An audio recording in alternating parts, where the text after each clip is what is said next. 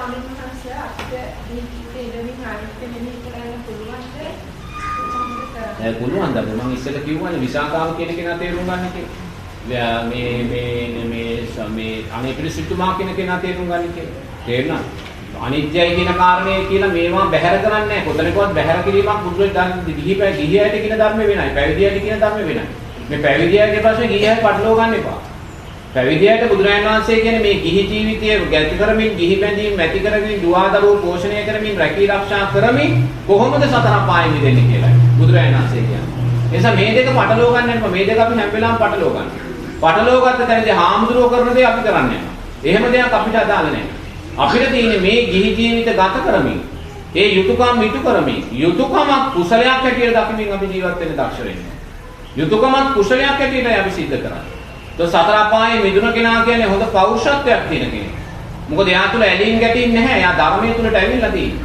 ඒ ඇලීම් ගැටීම් නැති නිසා එයා අනිත් කෙනාට වඩා කැපිපේන කෙනෙක් සමාජයේ. ඒ නිසා එයා කොතනකවත් කොයිම දෙයකටවත් ගැටෙන්නේ ඇලෙන්නේ නැහැ. තේරුණාද? ගැටෙන්නේ ඇලෙන්නේ නැහැ. ඒ නිසා නිරේතුරුවම එයා තුලින් අනිත් කෙනාට වඩා දක්ෂභාවයක් අපි හැම වෙලාවෙම දකිනවා. ඒ නිසා නිරේතුරුවම කුසල් සිද්ධ කරගන්නවා, යුතුයකම් ඉටු කරනවා. ඒ යුතුයකම කුසලයක් හැටියට කරගන්න එයා දක්ෂයි. විනිදව කමඨහනක් කරගන්න ඔයා ඒ ගමනේදී. සැමියාව කමඨහනක් කරගන්න ඔයා ඒ ගමනේදී. දරුවාව මුරුපුරාව කමඨහනක් කරගන්න ඔයා ඒ ගමනේදී. ලැබුණු ඉඩකඩම් දේපල කමඨහනක් කරගන්න ඔයා ගමනේදී. මොකද ඒවා සතුටු කරමින් තමා ශක්තිමත් වෙනවා. අපි ඒක තමයි අත්හැරීම කියන්නේ ගිහි ජීවිතේ. දැන් මගේ ගිහි ජීවිතේ අපි අවසානයේ බලනකොට මොකද්ද කරලා තියෙන්නේ? ගිහි ජීවිතේ මං හැම වෙලාවම අනුන් සතුටු කරලා මං සතුටු වෙන්න කැමති කෙනෙක්. මගේ සතුට මං හැම වෙලාවම අනුන් උදෙසා කැප කරන්න හැම වෙලාවම කැමති දක්ෂයි. එහෙම තැනක්මයි මං හැම වෙලාවම හොයලා ගියේ. නමුත් මම දන්නේ මේ අතහැරීමක් කරලා තියෙන්නේ කියලා. අවසානයේ දැන් බලනකොට මොකද්ද මේ වෙලා තියෙන්නේ? මම කැමති දේ මම අතහැරලා. ගිහි කාලෙම අපි අතහැරීම පුරුදු කරලා තියෙනවා. නමුත් මේක අතහැරීම කියලා දන්නේ නැහැ. කතරගමට යන්න බස් එකකට නැග්ගොත් බස් එකේ සීට් එක මම රත්මලානෙම නැගිටලා දෙනවා. මම බලන්නේ නැහැ තව කතරගමට යන්න කොච්චර දුර තියෙනවද කියලා. මම මතකයි මම එක්තරා දවසක කතරගම යන බස් එකේ නැගලා රත්මලානෙන් මම වාඩි වෙලා පානදුරට යනකොට මට සීට් එකක් හම්බුණා. ඒ සීට් එකේනොත් නැගිට්ටා. ගාල්ලට යනකොට දාම්ම කෙනෙක් නැත්නම් ඒ මම කොහොම හරි කතරගමට යනකොට පස්කොලක මගේ සීට් එක නැගිටලා දීලා තිබ්බා. නමුත් මට පේනවා කතරගමට යන්න බස් එකේ නැගුණ නිසා මගේ දිහා නිකන් මේක පිස්සෙක් කියන විදිහට බලනවා. ඇයි මෙහෙම සීට් දෙදී නැගිටින්නේ නැහැ? නමුත් ඒ කරලා තියෙන අතහැරීම. මගේ සතුට මම තව කෙනෙකු දෙසා ඒක තමයි අතහැරීම කියන්නේ. ඒ නිසා ඔබ දක්ෂ වෙන්න ඕනේ හැම වෙලාවෙම විනිදව සතුටු කරන්න. සාම්පුරුෂයාව සතුටු කරලා ඒ කුසලයේ ඔබ ගන්න. ඒගොල්ලෝ ගැටෙන දිශාවට එනවා නම් ඔබ නොගැටෙන දිශාවට ගිහිල්ලා ඔබේ අත්හැරීම එතන අත්හැරීම දක්ෂ වෙන්න. එයා ගැටෙන දිශාවට එනවා නම් ඔබ නොගැටෙනවා කියන තැන ඉන්නවා කියන්නේ මොකද්ද? අත්හැරීම. ඒ දරුවා වැරදි දිශාවට යනවා නම් ඔබ වැරද්දක් කරනවා නම් ඒකට නොගැටී ඔබට කියන්න පුළුවන් නම් කරුණු කියන්න පුළුවන් නම් ඔබේ අත්හැරීම. නමුත් ඒ ගිහි ජීවිතයේ තියෙන පැවිදි ජීවිතයට වඩා අතහරින්න දේවල් මොකෝ ප්‍රශ්න ගිහි ජීවිතේ වැඩි. ඒ නිසා ප්‍රශ්න එනකොට ඔබ දක්ෂ නම් ඒ ප්‍රශ්න අතහරින්න. එතන හරි අතහැරීමේ ශක්තියක් තියෙනවා. ඒතකොට මේ අයෝමේ ශක්තිය තමයි අවසානයේ අපිට මතු කරලා ඉන්නේ. ඒක එන දවස ඔබ හිතන්න එපා. ඒ නිසා හැම වෙලාවෙම ගිහි ජීවිතයේ ලැබෙන හැමදේම කමටහනක් කරගන්න. ඒතකොට අකීකරු බිරිඳක් ඔබට ලැබුණේ ඔබේ යහපතයි කියලා ඔබ දකිනවා. මොකද යා නිසා ඔබට කුසලයෙන් ශක්තිමත් වෙන්න පුළුවන්. අකීකරු සාම්පුරුෂයෙක් ලැබුණේ ඔබට කමටහනක් හැටියට කියලා ඔබ හිතන්න දක්ෂයි. මොකද ඔබට ඒ තුලින් ශක්තිමත් වෙන්න පුළුවන්. ඒ නිසා හැම වෙලාවෙම ලෝකයා සතුටු කරලා ඒ සතුටෙන් ඔබ ශක්තිමත් වෙන්න දැනගන්න. ලෝකයාව සතුටු කරලා ඒ සතුටෙන් ශක්තිමත් වෙන්න දැනගන්න.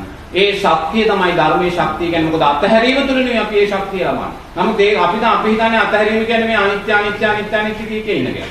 අනේ මම නම් පුතේ උත්තර කෝදාකත් භාවනා කරලා නැහැ. මම ඕන කෙනෙකුට කියනවා මම එහෙම භාවනා කරපු කෙනෙක් නෙමෙයි. අවබෝධය තුලින්මයි, අත්දැකීම් තුලින්මයි, ඔවැනි අතහැරීම් තුලින්මයි පංච උපාදානස්කන්ධයේ අනිත්‍යභාවය දුරුවක් හොඳයි. ඒ නිසා තමාට ලැබුණ දේ තමයි අත්හරින්න. අපි සෝවාන් පුරුෂයාත් එක්ක ගැටෙනවා නම් අපි කොච්චර අනිත්‍යයි කියලාද කාරණා කරලා වැඩක් නැහැ. තේරෙනවද? පන්සලේ හාමුදුරුවෝ වැරද්දක් කළා කියලා ගැටෙනවා නම් අපි කොච්චර භාවනා කළත් වැඩක් නැහැ. හාමුදුරුවෝ ඉන්නේ තේ ස්වභාවයෙන් මම ඉන්නේ තේ ස්වභාවයෙන්. එහෙනම් වැරදි කරන ලෝකයේ ඉදිරියේ නොගැටී ඉන්න ඔබ දක්ෂ වෙන්න. තේරෙනවද? වැරදි කරන ලෝකයේ ඉදිරියේ නොගැටී ඉන්න දක්ෂ කෙනා තමයි ධර්මයේ තුල ඉන්නවා කියන්නේ. ඇලෙන තැන් සොයාගෙන ගිහිල්ලා නොඇලී ඉන්න දක්ෂ වෙන්න. ගැටෙන තැන් සොයාගෙන ගිහිල්ලා නොගැටී ඉන්න දක්ෂ වෙන්න. එතන තමයි දක්ෂභාවය. නැත්නම් ගැටෙන තැන සොයාගෙන ගිහිල්ලා අපිත් ගැටෙනවා නම් අපි තුල දෙයක් අපි තුල අත්හැරීම දෙයක් නැහැ. ඒ නිසා අත්හැරීම කියන්නේ මොකද්ද? ගිහි ජීවිතේ ඔබේ සතුට අනුමුදසාව අත්හරින්න. අනුන් සතුට වෙනවා දැකලා ඒ සතුටෙන් ඔබ ශක්තිමත් වෙනවා. ඒක තමයි ගිහි ජීවිතයේ තියෙන්නේ. ඒ ශක්තිමත් භාවයේ කොයි වෙලාවක ඔබට අවබෝධයෙන් කරා සකස් වෙන්නේ. ඒ විශ්වාසයෙන් ඉන්නේ. ඒක තමයි ගල්ප ගන්න. ස්වාමීනි මොකද මේ ආනාපාන සති භාවනා කරනකොට මට නොදැනුවත්වම අරහන් විනයට වැටෙනවා. මෙහෙමයි නොදැනුවත්ව වැටෙනවා කියන කාරණේ කියන්නේ සතිය සී එතනින් කොට ඒක ආස්වාදයක් වුනේ. භාවනා කරනකොට ආස්වාදයෙන් සකස් වෙනවනේ. ආලෝක සංඥා පේනවා, මැරිච්ච රූප පේනවා, අමනුෂ්‍යය පේනවා, නැත්නම් උඩ යනවා පේනවා, පාවෙනවා පේනවා, ගැහෙනවා පේනවා, මේ ඔක්කොම මේ ඇතිවෙනා වූ ආස්වාදය. පංච උපාදානස්කන්ධය. තේරුණාද? ඉතින් ආනාපාන සතියේදී අර හිත සමාධිමත් වෙනකොටම අර සද්ධාව මත විසින් ආයමත් බුදුගුණ මතක් කරලා දෙනවා. තේරුණාද? ඉතින් තමන් දක්ෂ නම් වඩාත්ම දක්ෂයා මොකද කරන්නේ? සකස් වෙන්නා වූ බුදුගුණයත් අනිත්‍යයි කියලා දකින්න. එතකොට ආනාපාන සතිය ඔබ විදර්ශනාවට යොමු කරගත්තා වෙනවා. තමන් දක්ෂ නම් තමන්ට පුළුවන් ඕනම දෙයක් ඕන ආකාරයෙන් දක්ෂභාවයට යොමු කරගන්න. බුදුරජාණන් වහන්සේගේ රූපකාය දකිද්දී ඒ රූපය අනිත්‍යයි කියලා දැක්කනම් ඒක තමයි මේ ලෝකේ තියෙන සැබෑම දක්ෂභාවය. ඉතින් තමන් දක්ෂ වෙන්න ඕනේ බය නැතුව ඒ ස්ථාන ස්පර්ශ කරන්න. තේරෙනවද? ඒ නිසා මොනවා වූ රූපයක් දැක්කාම දැන් ආනාපාන සතියෙන් මොහොතක් බැහැර වෙලා ඒක විදර්ශනාවට ගන්න. ඒ රූපය අනිත්‍යයි කියලා ගන්න. එතකොට විදර්ශනාව වෙන්නේ. අපි ඉදිරියට වැඩ කරනකොට අපි කරන හොඳ දේ සමහරට අනිත්‍යයි කෝප වෙනවා නම් තරහ ගන්නවා නම් මේකෙන් අපිට කවුරුද වෙනවා. ඒක අපිට අදාළ නැහැ. අපි කරන හොඳ වැඩෙන් අනිත්කෝ දැන් බුදුරජාණන් වහන්සේ හොඳ වැඩ කරලා ඒකීගේ මිත්‍යා දෘෂ්ටික බමුණිය දහස් ගණන් කෝප ගත්තා කියලා බුදුරජාණන් වහන්සේලා අකුසලයක් වෙන්නේ නැහැ. එහෙම දෙයක් වෙන්නේ නැහැ. එහෙම ප්‍රශ්නයක් වෙන්නේ නැහැ. ඔබ නිවැරදි කියන තැන ඉඳන් ඔබ යහපත් දේ කරන ලෝකයාගෙන් ඔබට අදාළ නැහැ. නමුත් ඔබ නිසා ලෝක එහෙම කිරීම නිසා ලෝකයා දැඩි විදියට අකුසල් කර ගන්නවා නම් ඒගොල්ලෝ කෙරේ අනුකම්පාවෙන් ඔබ ඒක නොකරයි. තේරුණාද? ඒගොල්ලන් කෙරේ අනුකම්පාවෙන් ඔබ ඒක නොකරයි. සීමාව ඉක්මවලා ගැටෙනවා. තේරුණාද? දැන් ඔබේ මහත් අපිගේම ඔබ විවාහක නම් ඔබේ ස්වාමිපුරුෂයා ඔබ භාවනා කරන්න යනකොට අකමැති නම් තේරුණාද?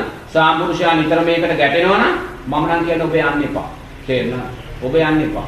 ඒ කියන්නේ අවශ්‍යම වෙලාවට පොයේ දවසට ගිහලා ඉතුරු කාරණා ගෙදර කරගන්න ඔබ දක්ෂ වෙන්න. ඒක ඔබේ තුල නුවණ සකස් වෙනවා. ඔබ ගැටීම් වැඩෙන දිශාවට යන්නේ නැහැ. ගැටීම් අවම කරගෙන ධර්මයේ දිශාවට තමයි ඔබ එන්නේ. එහෙනම් ඔබ මම දවස් 10ක් භාවනා කරන්න යන්න ඕනේ කියන තැන නෙමෙයි හිතන්නේ.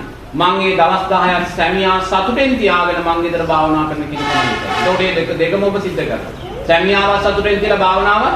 නමුත් ඔබ අතෙන්ට ගියොත් එහෙම භාවනාවක් කරලා නැහැ අවසානයේ සැමියා සතුට වෙලා නැහැ. මොකද සැමියා නිසා ද්වේෂයමයි හැම වෙලාවම සකස් කරගන්නේ. තේරෙනවද? ඒ නිසා හැම වෙලාවම අපි නිසා අනුන්ට අකුසල් කරා යන්න දෙන්නේ නරකයි. එතන ඒක තමගේ අත්හැරීම.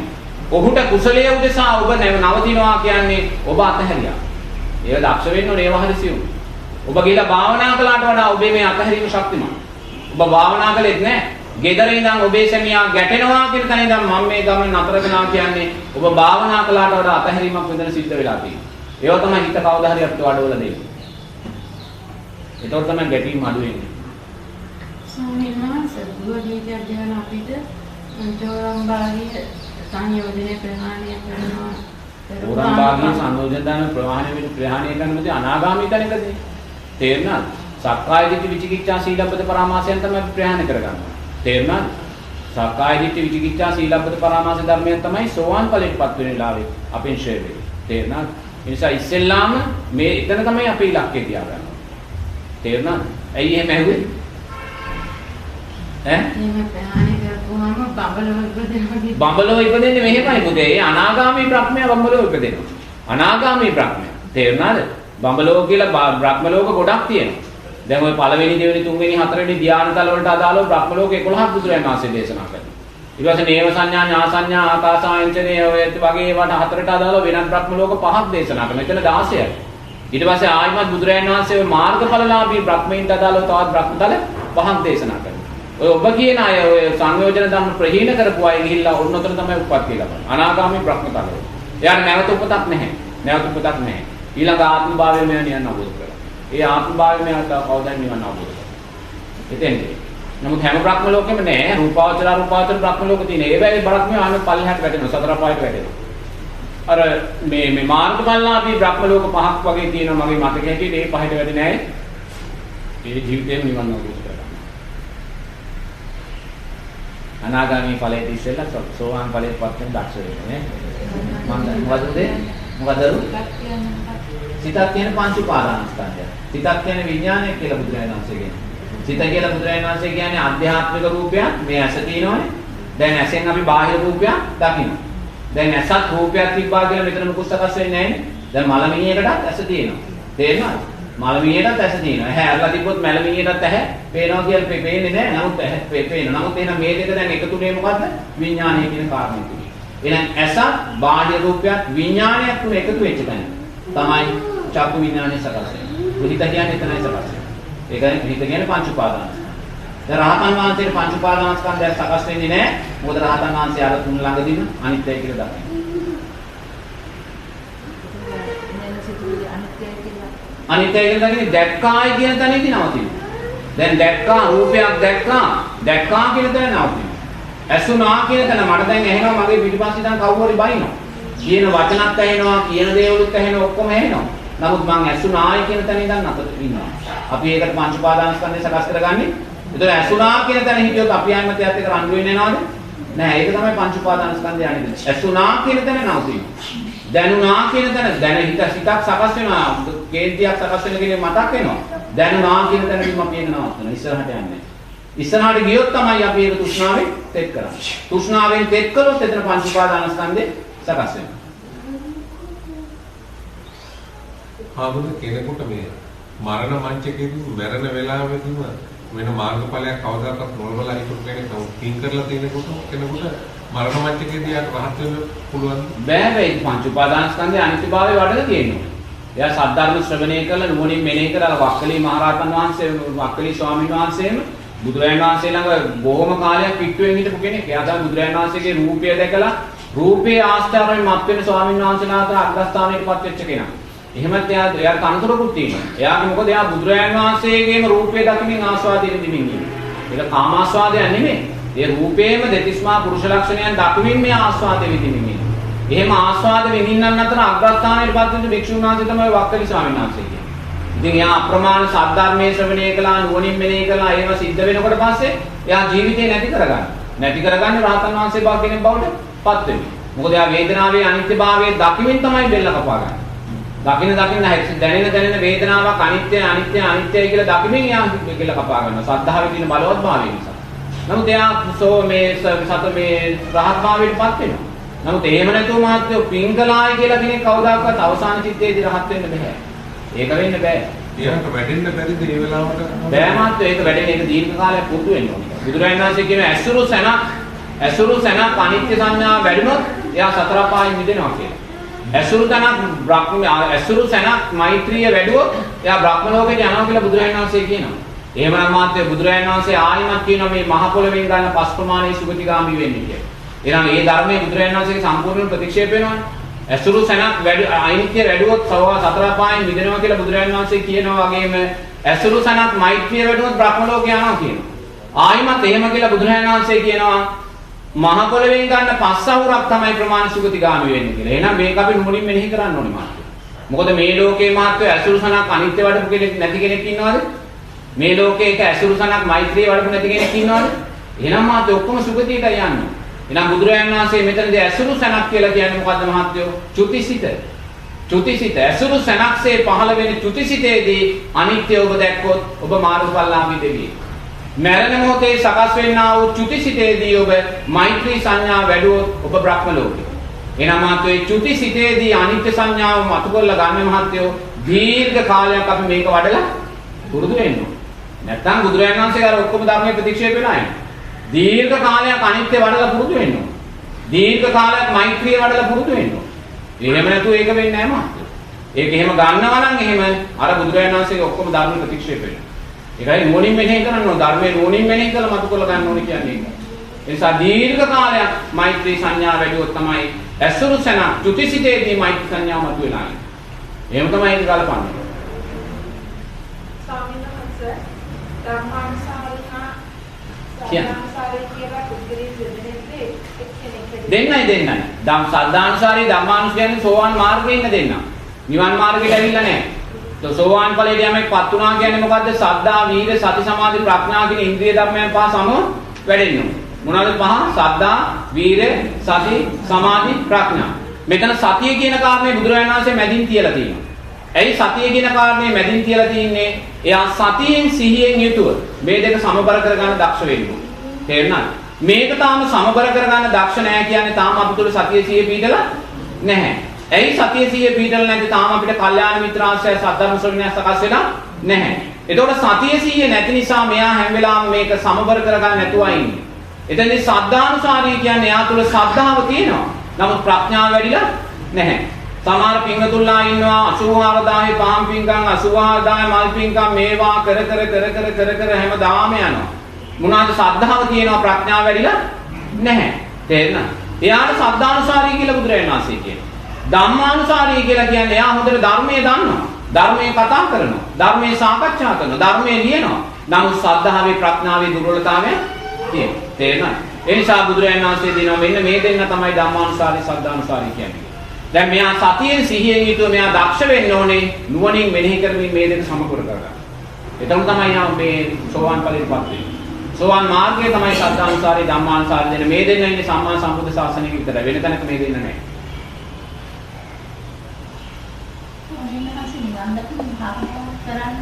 බැලුවේ පංච උපාදානස්කන්ධයේ අනිත්‍යභාවය තියෙනවා. බුදුරජාණන් වහන්සේ පංච උපාදානස්කන්ධයේ අනිත්‍යභාවයෙන් තොරව සෝවාන් ඵලයක් පනවන්නේ නැහැ. පංච උපාදානස්කන්ධයේ අනිත්‍යභාවය එක ප්‍රධාන සූසුකම.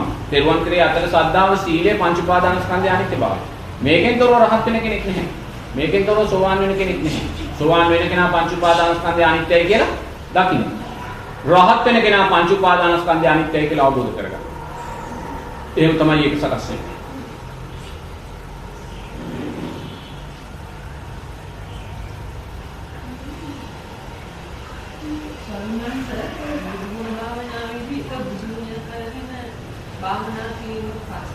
නෑ ප්‍රශ්නයක් නෑ. කොහේ හරි බුදුරජාණන් වහන්සේගේ ගුණයන් වැඩෙන ආකාරයෙන් භාවනා කරන්න.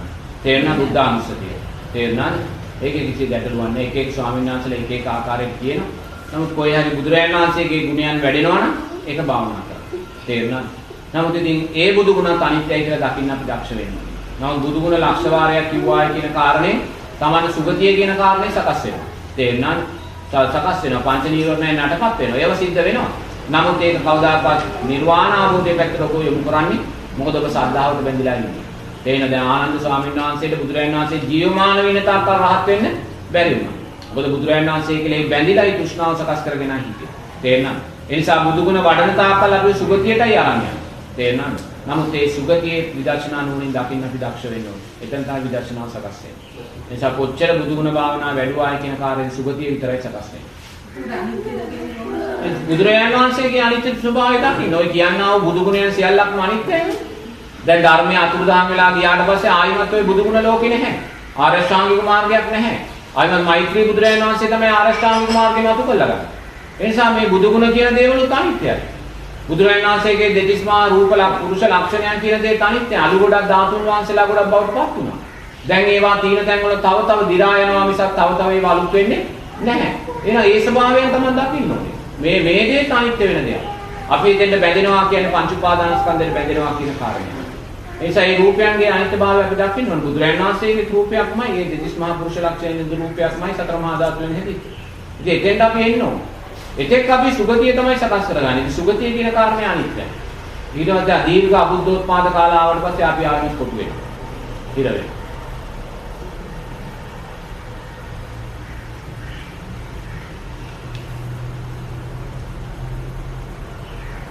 මොනවා ඥාන තියෙනවද?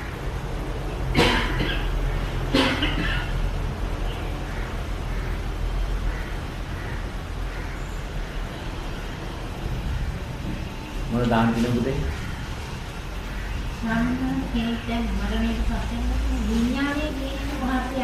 විඥානේ ඉතින් බුදුරජාණන් වහන්සේ කියනවා විඥාන පත්‍ය නාම රූප.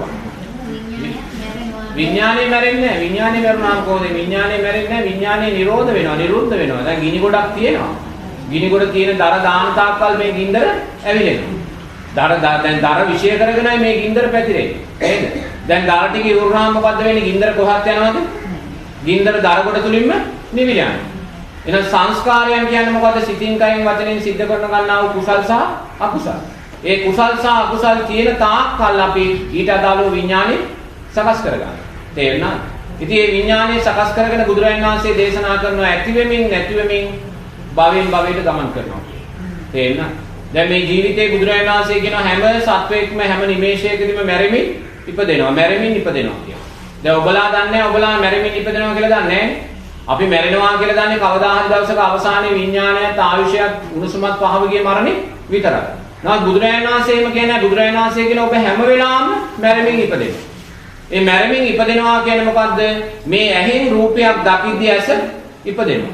ඇස ඉපදෙනවා කියන්නේ චක්කු විඥානය සකස් වෙනවා. තේරෙනවද? ඇහෙන් රූපයක් දැක්කාම අපි ඊළඟට මොකද්ද කරන්නේ? රූපය ගැන හිතනවා. ඇහැ මැරිලා මන ඉපදෙනවා. දැන් මනෝ විඥානය සකස් වෙනවා.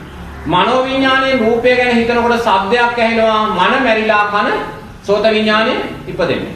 සෝත විඥානය ඉපදුනාම ශබ්දය ගැන හිතනවා. කන මැරිලා ආයිමත් මන ඉපදෙනවා. තේරෙනවද? දැන් චක්කු විඥානයේද සෝත විඥානය කියන්නේ? චක්කු විඥානයේද සෝත විඥානය කියන්නේ? ඇහැ මැරිලායි කන ඉපදුනේ. සෝත විඥානයේද මනෝ විඥානය කියන්නේ? කන මැරිලායි මන ඉපදුනේ. තේරෙනවද? එතකොට බුදුරජාණන් වහන්සේ දේශනා කරනවා නිරතුරුවම හැම වෙලාවම අපි මැරෙමින් ඉපදෙනවා කියලා. ඒ මොකද්ද කියන්නේ? ඇස තුල විඥානය බැසගත් වෙලාවේ ඇස ඉපදෙනවා. ඇස මැරිලා විඥානය මනසට ආපුවාම මනෝ විඥානය සකස් වෙනවා. මනස ඉපදෙනවා. ඇහැ මැරිලායි මන ඉපදුනේ. ඊට පස්සේ ශබ්දයක් ඇහෙනකොට විඥානයේ සෝත විඥානයේ හැටියට මෙතන ස්ථානගත වෙනවා. කන ඉපදෙනවා මන මැරිලා. තේරෙනවද? දැන් චක්කු විඥානයේද සෝත විඥානය? සෝත විඥානයේද මනෝ විඥානය? මනෝ විඥානයේද කාය විඥානය? නැහැ. ඇස මැරෙමින් කන ඉපදෙනවා. කන මැරිලායි මන ඉපදෙන්නේ. මන මැරිලායි දිව ඉපදෙන්නේ. දිව මැරිලායි නාසය ඉපදෙන්නේ. එහෙමනම් නිරතුරුවම මේ ඕනෑම සත්වයේ හැම නිමේෂයකදීම මේ ආයතන හයෙන් එක ආයතනයයි ඉපදිලා තියෙන්නේ. තේරෙනවද? මේ ආයතන හයෙන් එක ආයතනයයි ඉපදිලා තියෙන්නේ. ඒක ඒසා වේගවත් කවදා හරි ප්‍රඥාවෙන් තමයි මේ වේගය දකින්නේ. මේ ආයතන හයෙන් එක ආයතනයයි ඉපදිලා තියෙන්නේ. ඒ ඉපදිලා තියෙන ආයතනය තුල විඥානය බැසගෙන තියෙනවා. දැන් ඒතකොට එකම විඥානයක්ද? නැහැ. ඇහැ මැරිලායි කන ඉපදුනේ. චක්කු විඥානය මැරිලායි සෝත විඥානය ඉපදුනේ. සෝත විඥානය මැරිලායි ජීවහා විඥානය ඉපදුනේ. ඇති වෙමින් නැති වෙමින් මැරෙමින් ඉපදෙමින් මෙහෙම ගමන් කරලා මේ ජීවිතයේ අවසානයේ මැරෙන වෙලාවේ මනෝ විඥානයක් ඇතියට චුතිසිත සකස් වෙලා ඊළඟ ප්‍රතිසන්දියට යනවා. තේරෙනවද? දැන් එකම හිතක් මෙතන තිබ්බද? එකම විඥානයක් මෙතන තිබ්බද? නැහැ. මෙතනින් මැරෙන වෙලාවේ මනෝ විඥානය සකස් වෙලා ඊළඟ මෞකුසට හරි බුදුන් කියනවා. ඊළඟ මෞකුසට බහිනවා. තේරුණාද? දැන් මෞකුසට බහිනවා කියන්නේ මොකද්ද? දැන් මෙතනින් දැන් අපි කියනවා මැරෙනවා. මැරෙන වෙලාවේ අපිට මනුස්ස චිත්තයක් සකස් වෙනවා උපාදානයක් කුසල් හිතක්. කුසල් හිතක් සකස් වුණාම අපි ගිහිල්ලා ඊළඟ අම්මාගේ මව්කුසේ කලල රූපයක් ඒ වෙලාවේ තියෙනවා කියනවා. ගර්භාෂේ පුංචි කලල රූපයක් ජීව විද්‍යාත්මක දෙයක් විතරයි. ඒ කලල රූපෙට තමයි විඥානය ගිහිල්ලා බැසගන්නේ. මේ චුති චිත්තය ප්‍රතිසන්දි චිත්තය හැටියට බැසගන්නේ. දැන් බැසගෙන අම්මාගේ පැලෝපියේ නාලයේ තියෙන මේ පුංචි කලල රූපය විඥානයේ බැසගත්තාම උන ගැහෙන්න පටන් ගන්නවා. එයි කර්ම ශක්තිය විඥානයේ බැස්සා. අපේ පපුව ගැහෙන්නේ යම්සේද දැන් මෙච්චරලා නිකන් පාවි තිබ්බ මේ මස් කෑල්ල කල්ල රූපේ දැන් ගැහෙන්න පටන් ගන්නවා. ගැහෙනවා කියන්නේ මොකද්ද? කාය සංස්කාර සකස් වෙනවා. ඒ කියන්නේ නාම රූපයන් සකස් වුණා. ඉතින් නාම රූප පත්‍ය සලආයතන.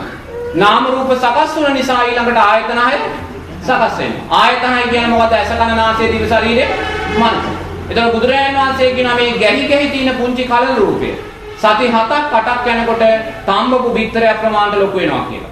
ලොකු වෙලා මේ හිස වෙන් වෙලා අතපය වෙන් වෙලා ආයතන 6 සකස් වෙනවා කියලා.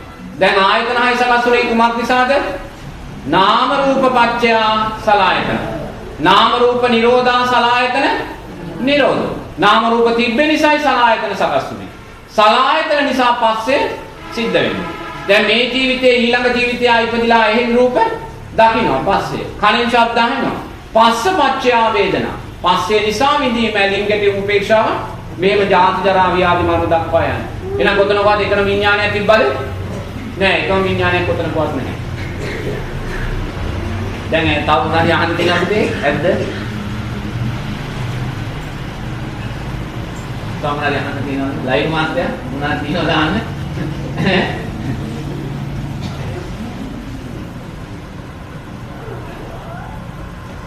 මොනවාද කියන දෙයක් තියෙනවද අහන්න?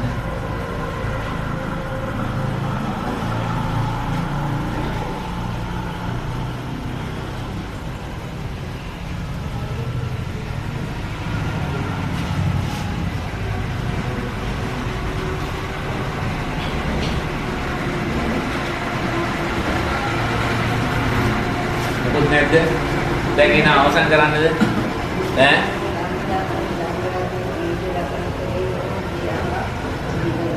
එහේ. ඉතින් ඒක මට දැන් මම දිව්‍ය සම්පත් විඳින්න කැමතියි. කැමති? කැමති නෑ. කැමති නෑ. ලෝකෝත්තර නිවන් සුවය මම. එහෙමයි. ඊට ගත යුතු පියවර මොකක්ද? ඊට පටිවිස පියවර කියන්නේ හැම වෙලාවෙම දැන් භවයේ කෙරේ කිසිම බලාපොරොත්තුවක් නැද්ද? ඈ? දරුවෝ මුණුර ඉන්නවද? ඉන්නවා? ඒගොල්ලන්ට ආදරයක් නැද්ද? ආදරේ දිනකට මම ඉව බැඳීමක් නැහැ? නෑ. දැන් තව කොච්චර කල් ජීවත් වෙන්න බලාපොරොත්තු වෙනවද? මට දැන් 80යි. තව කොච්චර කල් ජීවත් වෙයි කියලා හිතනවද? මේක ඉතින් දෙමළ තමුගේ මේ ඇති සංස්කාරයන් හැටියට දෙනවා. හැබැයි අපි ඊළඟ තප්පරේදී මැරෙන්න ගියොත් බයක් ඇති වෙයිද? නෑ. ඈ? කාවවත් දුව දරුව මතක් වෙයිද? ඉඩකඩම් දේපල මතක් වෙයිද?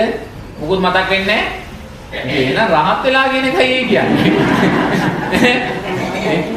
ඔව්. ඒ නිසා හැම වෙලාවෙම කොයිකටත් මනසින් මැරිලා පුරුදු වෙන්න ඕනේ. තේරුණාද? හැමදාම දැන් රැයට නිින්දට යනකොට උදේට මම මැරිලා ඉඳී කියලා දකිමින් නිදා ගන්න. තේරුණාද? ආශ්වාසය ඉහළට ගන්නකොට ජීවත් වෙනවා, පල්ලෙහාට එනකොට මැරෙනවා කියලා දකිමින් හැම වෙලාවෙම හුස්ම ගන්න. තේරුණාද? මරණය පුළුවන් තරම් තව ජීවිතේ ළඟට ගන්න. මොකද සමහරලාට අපිව රවට්ටනවා මායාව විසින්. තේරුණාද? මායාව විසින් රවට්ටනවා. දැන් ඔබතුමිය ඔය කියන තත්වයේ තුල ඕක තියෙන රහතන් වහන්සේ කෙනෙක්. තේරුණාද? නමුත් ඔබතුමිය දන්නවනේ ඔබතුමිය රහත් වෙලා නැහැ කියලා. නේද? එහෙනම් එතන මොකක් හෝ රැවටීමක් අප තුල සියුම්ම තියෙනවා. ඒ සියුම් රැවටීම මතු කරලා ගන්න ඕනේ. මොකද මාර්යා අතන තියලා තියෙනවා මරණ වෙලාවේ අල්ල ගන්නකම් තියලා තියෙනවා. තේරුණාද? මොකද දැන් මෙතන තියෙන ඉඳ අපි වැඩි දුරටත් මේ අනිත්‍ය සංඥා දකින්නේ නැහැ. තේරුණාද? අනිත්‍ය සංඥා දකින්නේ නැහැ. එතකොට මරණ වෙලාවේ එකපාරට අපිට අර රූපයන් මතක් කරලා දෙන්න පුළුවන්. තේරුණාද? ඒ නිසා උතන හිත පිහිටන්න එපා. නිවන කියන තැන හිත පිහිටන්න එපා. සතර අපායේ මිදෙනවා කියන තැන හිත පිහිට ගන්න. තේරුණාද? මාර්ගඵලලාභී දිව්‍යාංගනාවක් වෙනවා කියන තැන හිත පිහිට ගන්න. හිත පිහිටගෙන හැම වෙලාවෙම මරණය කියන කාරණේට පුරුදු වෙන්න. තේරුණාද? මරණකම් ඉන්න එපා මරණවා කියන කාරණේ දකින්න. ඊට ඉස්සෙල්ලා මනසින් මැරලා බලන්න. හැමදාම රැයට නිදා ගන්නකොට උදේට මැරිලා ඉඳී කියලා දකින්න නිදා. තේරුණාද? ඒ නිසා අතෙන්ට ඉඩ දෙන්න එපා. එතන වංචාකාරී හිතක් සකස් වෙන්න ඉඩ තියෙනවා. තේරුණාද? ඒ හිත එළියට ඇදලා කරගෙන ඒ හිතත් අනිත්‍යයි කියලා දකින්න. ඒ හිත කියනකොට නෑ මම මේ ජීවිතේම නිවන් අවබෝධ කරගන්නවා කියන තැනදී ඒ හිතත් ඔබ අනිත්‍යයි කියලා දකින්න දක්ෂ වෙන්න. එතන තමයි දක්ෂභාවය. නිවන කියන්නේ එතනයි තියෙන්නේ. එතන නැත්තම් බලාපොරොත්තුවක් තිබ්බ තැන නිවන සකස් වෙන්නේ නැහැ. මොකද අතන බලාපොරොත්තුවක් තියෙන මම නිවන් දකින්නවා කියන තැන. ඔබ නිවන් දකින්නවා නම් ඔබට ඒ බලාපොරොත්තුවත් හිස් වෙන්න ඕනේ. බලාපොරොත්තු සහිත නිර්වාණයක් මේ ලෝකේ නැහැ. නිවන කියන බලාපොරොත්තුවත් යාගෙන් අතහැරිලා යන්න ඕනේ. නිවන කියන බලාපොරොත්තුවත් අතහැරලා ගිය තැනයි එයා නිවන සාක්ෂාත් කරගන්නේ. තේරුණාද? ඒ නිසා හැම වෙලාවෙම ඒ තියෙන තැන වංචාකාරී හිතක් වෙන්න පුළුවන්. ඒක මතු කරලා අරගෙන ඒ හිතත් අනිත්‍යයි කියලා දකින්න. ඒ හිතත් අනිත්‍යයි කියලා දකින්න. ඒ හිතට ඉඩ දෙන්න එපා ඈ. තේරුණාද? ඒ හිතට ඉඩ දෙන්න මම සුගතියට මම නැවත ඉපදෙන්නේ නැහැ කියන හිත සකස් වෙනකොට මේ හිතත් අනිත්‍යයි කියලා දකින්න. ඒකට ඉඩ දෙන්න එපා. ඒ මායя ඈ. එතකොට නැත්නම් අපි හිතීමෙන් වළක්වනවා. තේරුණාද? එතනින් මාත්‍ර දක්ෂ වෙන්න ඕනේ. එන හරි දරුවෝ එන සාධකාරයක් දෙන්න. පින්තුන් අප්‍රමාණ සතුටටපත් වෙන්න මේ වෙලාවේ දරුවන් කෙරේ අප්‍රමාණ ශ්‍රද්ධාවෙන් ගරුත්වයෙන් යුතුව ඒ වගේම කර්මයේ කර්මඵල විශ්වාසයෙන් යුතුව තෘෂ්ණාවෙන් තොරව පින්තුනේ මේ මහා සංඝ රත්නය අරමුණු කරගෙන පින්ඩපාත දානයන් පූජා කරලා ඒ දානයේ අග්‍රව කොටස ලෞතර ආමාමේනී සම්මා සම්බුදුරජාණන් වහන්සේ උදෙසා පූජා කරගෙන තෙරුවන් සරණ ගිහිල්ලා උතුම් පංචශීලයේ සමාදන් වෙලා මේ මොහොතේ අප්‍රමාණ වූ සැනසෙල්ලක් අපේ ජීවිත තුළින් අත් කරගත්තා. අපි අතීතයට හිත යොමු කරලා බැලුවොත් ඒ අතීතයේ පුරාවට පින්තුණී අපේ ජීවිත වලින් අපි යම් සතුටක් අපි යම් සැනසෙල්ලක් කියලා දෙයක් ලැබුණා නම් ඒ සතුට ඒ සැනසෙල්ල අපේ ජීවිතයට ලැබුණේ ලෞතර බුදුරජාණන් වහන්සේ නිසාමයි. උන්වහන්සේ අවබෝධ කොට වදාළ සීසත් ධර්මයේ නිසාමයි. ඒ ධර්ම මාර්ගයේ ගමන් කළා වූ ආර්ය මහා සංඝ රත්නය නිසාමයි.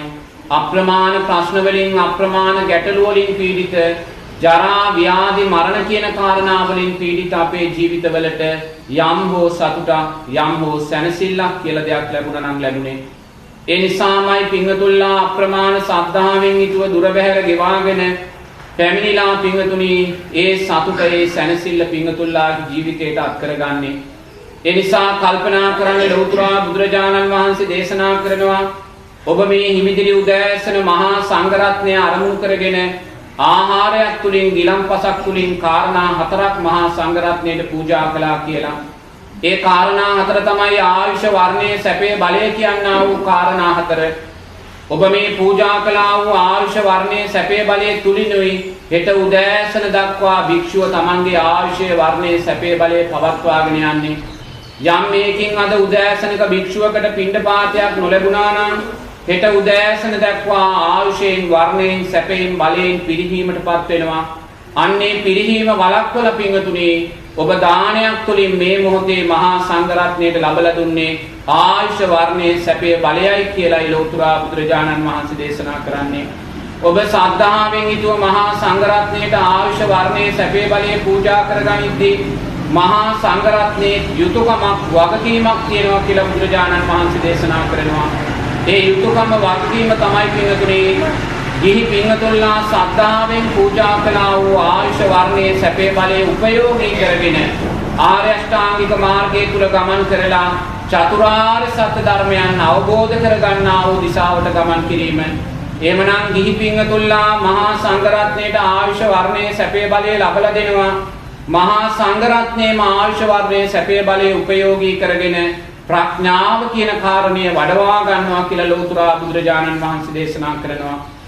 එහෙමනම් පින්තුනි මේ කරගත්තා වූ මෙවැනි පින්කම් තුල කාරණා පහක් ඔබලාගේ ජීවිතයට එකතු වෙනවා.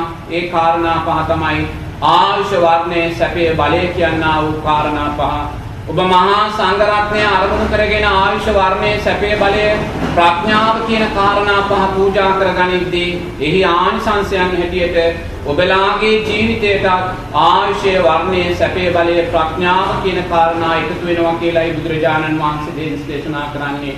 ඒ නිසා කල්පනා කරන්න මේ මොහොතේ තෙරුවන් කෙරෙහි වූ අප්‍රමාණ ශ්‍රද්ධාවෙන් කර්මයේ කර්මඵල විශ්වාසයෙන් ඔබ මේ මොහොතේ යම් දෙයක් පූජා කරගත්තද ඒ පූජා කරගත්තා වූ සියල්ල ඔබ ඉදිරියේ වැඩ සිටින භික්ෂුව අරමුණු කරගෙන පූජා කරන්න එපා.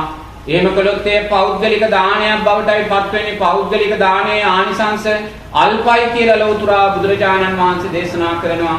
ඒ නිසා අතීතයේ වැඩ සිටියා වූ සාරිපුත්ත මහෝත්තමයාණන් වහන්සේ, මොග්ගල්ලාන මහෝත්තමයාණන් වහන්සේ, මහා කාශ්‍යප මහෝත්තමයාණන් වහන්සේ ආදී වූ අප්‍රමාණ ගුණයන්ගෙන් අප්‍රමාණ ඥානයන්ගෙන් බබලන ඒ ආර්ය මහා සංඝරත්නයේ සිහියට නගා ගන්න.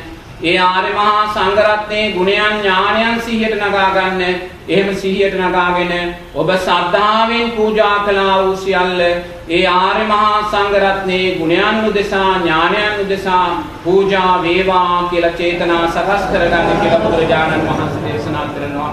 එහෙම චේතනාවක් සකස් කරගෙන ඔබ බත් හැන්දක දෙයක් නමුත් පූජා කරගත්තා නම් එහි ආනිසංස පිළිබඳ සැක කරන්න එපායි කියලායි බුදුරජාණන් වහන්සේ දේශනා කරන්නේ. ඔබ කිරි ගහකට ඇන්නොත් සැක කරන්නේ නැහැ කිරි වැగిරෙයි කියලා නියතයක්මයි කිරි වැగిරෙනවා. ඒ වගේම මහා සංඝරත්නයේ ගුණයන් ඥානයන් කෙරෙහි විශ්වාසයෙන් ඔබ යම් දෙයක් පූජා කළාද එහි ආනිසංස ධර්මයන් මෙලව පරලව දෙකේදීම ලැබෙනවා කියලායි බුදුරජාණන් වහන්සේ දේශනා කරන්නේ.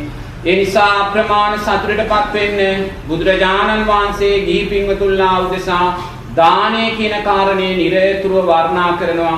ගිහි පින්වතුන්ලාට දන් දෙන්න කියන කාරණේ නිරතුරුව මතක් කරනවා. දානයමයි සත්වයාට ආයුෂයේ වර්ණයේ සැපේ බලය ලබලා දෙන්නේ. යම් දිව්‍ය තලයක යම් දෙවි කෙනෙක් ශාස්ත්‍රීක භාවයෙන් ජීවත් වෙනවා නම් යම් මනුස්ස තලයක යම් මිනිසෙක් ශාස්ත්‍රීක භාවයෙන් ජීවත් වෙනවා නම් ඒ ශාස්ත්‍රීක භාවයට එකම හේතුව ඒ අය පෙර ජීවිතේ පූජා කළා වූ දානයන්ගේ ආනිසංසමයි කියලායි බුදුරජාණන් වහන්සේ දේශනා කරන්නේ. දානයමයි සත්වයාට ආයුෂ වර්ණයේ සැපේ බලය ලබලා දෙන්නේ.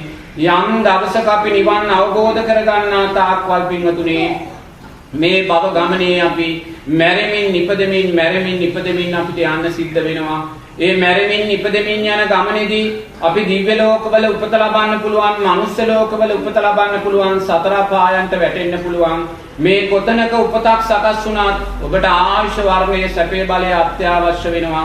ඔබ ආයුෂ වර්ණයේ සැපේ බලයෙන් හීන භාවයටපත් වුණොත් අප්‍රමාණ දුකටපත් වෙනවා, වේදනාවටපත් වෙනවා, අසරණ භාවයටපත් වෙනවා.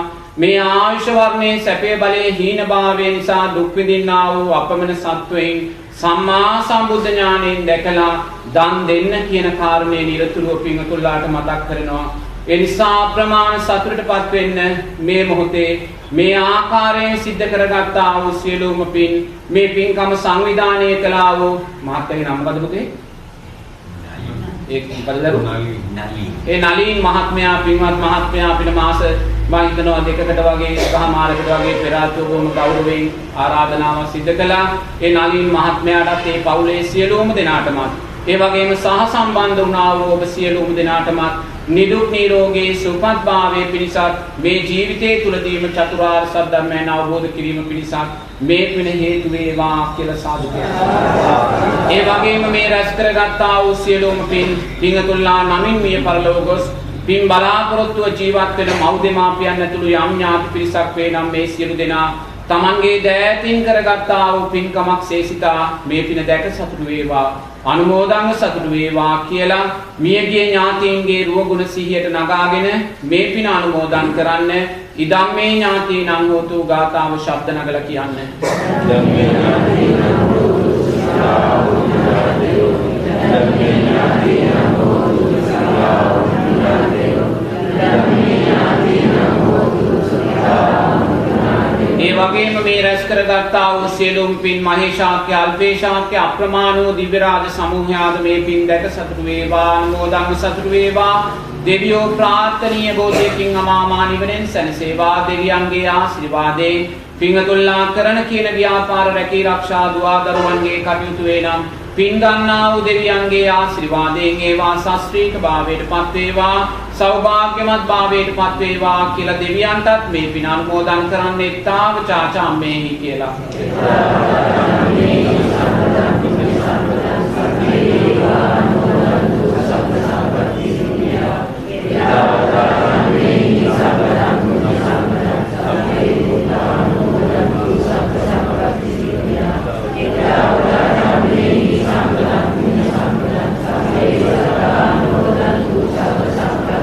දැන් අප්‍රමාණ සතුටටපත් වෙන්න මේ ආකාරයෙන් පින්කමක් සිද්ධ කරලා තමනුත් සතුටු වෙලා මියගිය ඥාතීනුත් සතුටු භාවයටපත් කරලා දෙවියනුත් සතුටු භාවයටපත් කරලා අප්‍රමාණ සැනසෙල්ලක් ලැබුවායි කියලා සතුටු වෙන අතර මේ රැස් කරගත්තා වූ සියලුම පින් මේ ගෝර කටුක භයානක සංසාරයෙන් අත්මිදී පරම ශාන්ත නිර්වාණ අවබෝධයේ උදෙසාම උත්තම පාරමී ධර්මයන් වේවා කියලා මේ විදියට නිවන් ප්‍රාර්ථනා කරගන්න.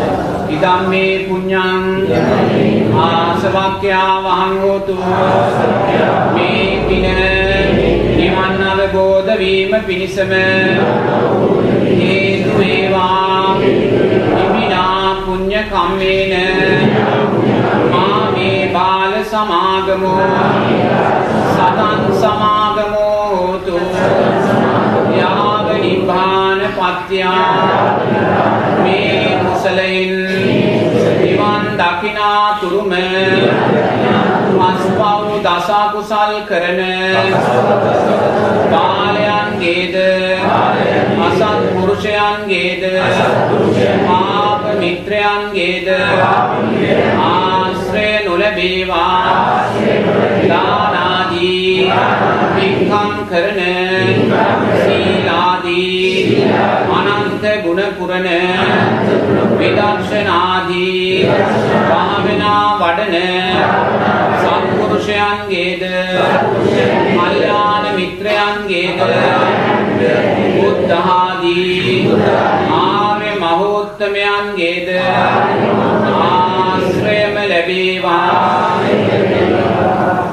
සබ්බීතියෝ යජ්ජන්තු සබ්බ රෝගෝ විනසතෝ මාතේ භවත්වන්තරායෝ සුඛී දීඝායුකෝ භව භවතු සබ්බ මංගලං රක්ඛන්තු සබ්බ දේවතා සබ්බ බුද්ධානුභාවේන සදා සොත්ති භවන්තු තේ භවතු සබ්බ මංගලං රක්ඛන්තු සබ්බ දේවතා සබ්බ ධම්මානුභාවේන සදා සොත්ති භවන්තු තේ භවතු සබ්බ මංගලං රක්ඛන්තු සබ්බ දේවතා සබ්බ සංඝානුභාවේන සදා සොත්ති භවන්තු තේ අභිවාදන සීලිස්ස නිච්ඡං විද්‍යාපචායිනෝ චත්තාරෝ ධම්මා වඩ්ඩಂತಿ ආයුවන්නෝ සුඛං බලං ආයුරාරෝග්‍ය සම්පatti සග්ග සම්පatti මේවච අතෝ නිබ්බාන සම්පatti විනාතේ සමිච්ඡතු නිරෝගී සුවපත් භාවී සේවා දෙවන් සරණයි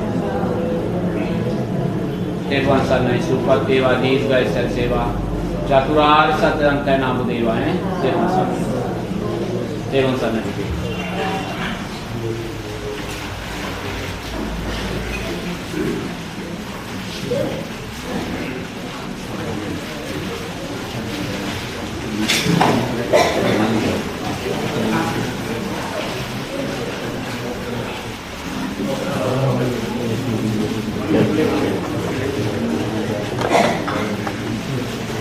देवान सरनाई मारते